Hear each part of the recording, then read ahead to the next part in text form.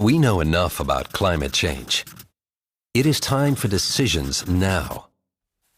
Coping with climate change. What does that mean? Climate has always determined how we live, and when it changed in the past, we adapted. So, what's new about adapting to climate change today? Shouldn't we focus on other challenges, such as education, unemployment, and economic development? Sure enough, the climate has always been changing. But the recent change, caused by our emission of gases such as carbon dioxide and methane that increase the greenhouse effect of the atmosphere, has happened in a much shorter time frame. As a result, the Earth is warming. This change in our climate is already leading to significant impacts. Glaciers are melting faster than expected. Sea level is on the rise. And it's very likely that droughts and extreme weather events like cyclones will become more frequent. These impacts destroy people's livelihoods and homes. They damage our infrastructure and disrupt communication and trade. Moreover, climate change is endangering development successes, and the poor and marginalized are often affected the most. Okay, climate change is evidently taking place. Whether it accelerates further depends on our lifestyle and economic activities. So, is it all about reducing carbon emissions? Well, even if we were to stop emissions instantly, the world would not stop warming immediately due to the amount of gases we've already emitted.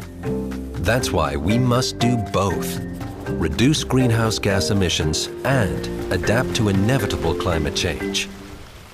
But how exactly can we adapt, considering that the precise extent and form of climate change aren't known? Climate projections will never be able to predict the future with absolute certainty, partly because the way in which the climate will change depends on our decisions in coming years. But do we really need certainty to make decisions? No. We routinely make decisions based on experience, facts, or insights available to us without knowing exactly what the future will bring. And while we don't know everything about future climate change, we know enough to act. But what exactly do we need to do differently? Basically, we need to bear in mind both current and future impacts of climate change. Climate projections do not translate into concrete strategies, but they can serve as guardrails for planning. We should consider how development plans, policies, and projects might be affected by climate change, and to what extent these in turn make climate change worse. One possible consequence of climate change is precipitation pattern changes. These may lead to both droughts and extreme rain, sometimes in the same place. We should ask ourselves how a land use plan must be changed in order to remain flexible in reacting to future challenges. What adaptation measures can help to minimize effects on the local economy and people's livelihoods? Coastal megacities worldwide are threatened by the adverse consequences of sea level rise and extreme weather events. But what does an urban planner need to consider in order to make these cities climate resilient? What are the most suitable adaptation options? Clear criteria like urgency, costs, and political and social acceptance can help to prioritize adaptation options, such as flood preparedness measures, improvement of drainage systems, wetland restoration, and coastal management.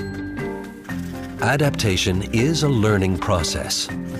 We all need to continuously improve our adaptation strategies, and making climate change adaptation a topic at all levels is important. There are many resources available that can support these activities, such as online information platforms like CI GRASP. We need to reduce greenhouse gas emissions and adapt to the impacts of climate change. And we must start acting today, together. Involve decision makers.